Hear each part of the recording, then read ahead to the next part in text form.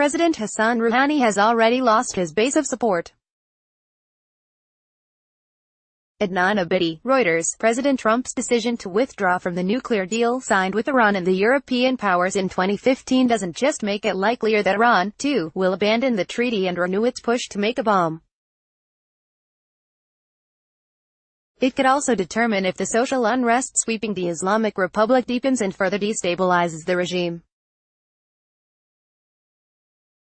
The government is facing perhaps its greatest opposition nationwide since the 1979 Islamic Revolution. Trump's decision will change how that story plays out in ways that will further destabilize the regime while giving conservatives more power for now. The U.S. decision is sure to exacerbate Iran's economic crisis, promoting more political unrest. Although the Iranian regime will blame the United States for an even greater decline of its economy if Washington reimposes sanctions, much of Iranian society no longer believes the claims of the regime. During recent demonstrations, one chant from the protesters was, "Our enemy is here, at home. It is not America." There is no doubt the Iranian economy is faltering. According to the BBC, in real terms, Iranians have become 15% poorer during the past decade. While unemployment stands at an estimated 15 to 20% in urban centers such as Tehran, it is 60% in some rural areas. Unemployment for young people, who make up half of Iran's population, is at 40%, the New York Times reported. The value of the Iranian currency, the rial, has plummeted from 36,000 to the U.S. dollar, when President Hassan Rouhani took power in 2013, to 60,000 to the dollar today. According to Iranian sources, Iran's central bank has restricted Iranians from withdrawing dollars from their private bank accounts because there is a shortage of foreign currency, forcing Iran to funnel U.S. dollars into the country from Iraq, where they are bought at reduced prices at auction. In 2017, the Iraqi central bank sold $15.7 billion in U.S. dollars, and previous media reports, such as one by Reuters, have indicated that much of the money sold at auction winds up in Iran and Syria. Trump says the plan is to reimpose sanctions, and when that happens, Iran will have more difficulty selling its oil on the world market, particularly in Europe, where firms are afraid of being penalized by U.S. sanctions.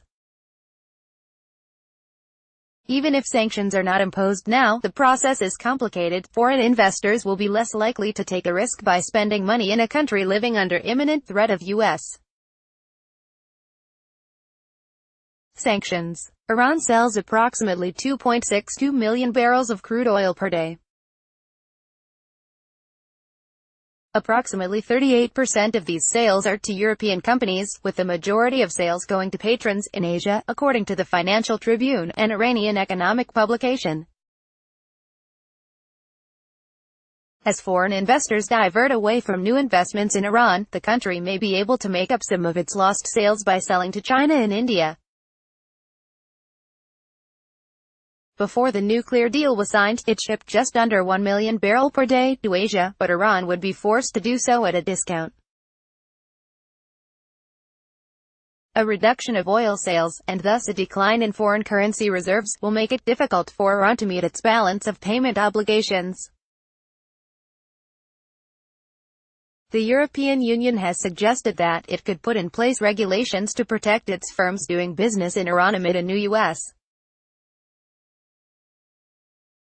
sanctions regime. France and Germany, also signatories to the deal, indicated this week that they would remain in the deal regardless of the U.S. decision.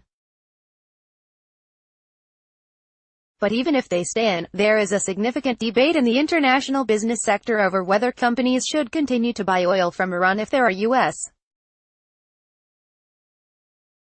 sanctions. The so-called extraterritoriality of U.S. sanctions applies to firms carrying out transactions in U.S. dollars, even if these transactions are with non-U.S. firms or branches. These sanctions allowed U.S. authorities to fine French lender BNP Paribas nearly $9 billion in 2014. The companies can carry out transactions in euros, but they have U.S. subsidiaries that would be blocked, with new U.S. sanctions. Banks that did business with the Islamic Republic or its trading partners around the world would be at risk of losing their accounts in the United States. As Richard Goldberg, former lead Republican negotiator for several rounds of congressionally enacted sanctions against Iran, wrote in February, blocking regulations by the European Union might shield a company from American-levied fines, but they cannot shield a British bank from losing its access to the U.S. financial system. This time around, the downside of U.S. sanctions would far outweigh the upside of Iranian trade. A further squeeze on the Iranian economy could have an unpredictable consequence, but more social unrest is almost guaranteed. In recent demonstrations, Iranians have blamed the regime for military spending that, they say, causes ordinary citizens economic hardship. This was never a major protest issue in the past. The opposition opposes the billions of dollars directed to Iranian military adventures and Iran's proxies in the Middle East, such as Hezbollah and Shiite militias in Iraq. Analysts believe a large part of Iran's $350 billion budget is spent on military and political interventions in Syria, Iraq, Yemen and Lebanon. A budget presumed to be leaked, according to Iranian sources, by President Hassan Rouhani this year put the figure at $10 billion projected for 2018. Iran's leaders have overseen a 128% increase in military spending over the past 4 years. While the demonstrations began as complaints about the economy, they quickly turned to general opposition to the regime. Given the prospect of more sanctions, economic and political issues have become interlinked and are likely to inspire more protests. For example, women have been demonstrating for several months over the law requiring mandatory veiling. Even conservative women who choose to wear a chador, the head-to-floor black shroud, have joined other, more liberal women in the protests, which are ongoing. Some have removed their headscarves and waved them on lampposts. Many Iranian women protesters have been arrested. The regime is in serious trouble. Rouhani has lost considerable power within the government and is weak with the political base that once supported him. The hardliners, too, have lost credibility, because of their corruption, their failure to deliver on economic promises and their military spending across the Middle East. The future could bring further polarization in society, something the regime fears deeply, and could realign political power temporarily in favor of the hardliners. Sarah Lord, a research analyst at the Arabia Foundation, contributed to this report.